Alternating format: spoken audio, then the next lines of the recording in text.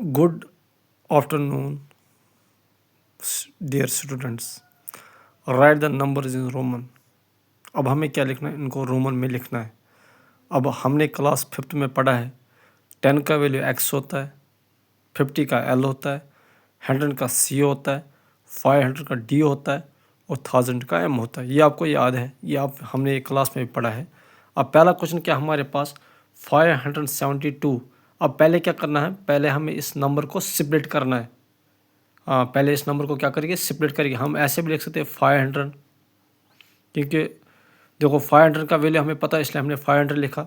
उसके बाद हम 50 लिख सकते हैं, 50 का भी वैल्यू हमें पता होता है। फिर आया 20, 10 + 10 होता है 20 + 2 अगर हम इन सब को ऐड करेंगे ये बना 500, 50, 60, 70, 72, 572।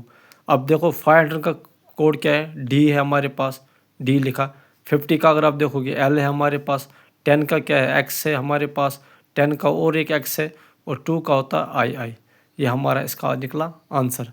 अगर हम इसी तरह दूसरा पार्ट देखेंगे, दूसरे पार्ट में क्या है 53। 50 को हम लिख सकते हैं 50 + 3। अब 50 का वैल्यू क्या है हमारे पास, 50 का एल है हमारे पास और 3 का क्या है 111।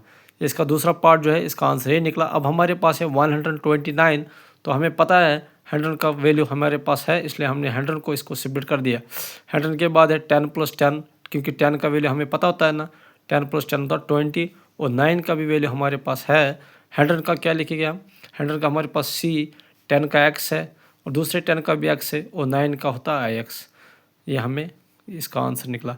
इसके बाद लास्ट क्वेश्चन जो है ये है 87। क्या है 87? 87 को हम लिख सकते हैं 50, क्या लिख सकते हैं 50 + 30, 50 + 10 होता है 20, 20 + 10 होता है 30 और इसके बाद आएगा हमारे पास 7।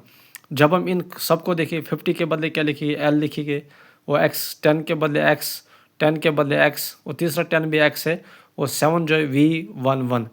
ऐसे आपको क्या करना काम, जो भी आपके बुक पे रोमन नंबर को रोमन नंबर में चेंज करना है तो वो आपको सारे क्वेश्चन जो है अपनी नोटबुक पे करके लाने हैं। Thank you, have a nice day.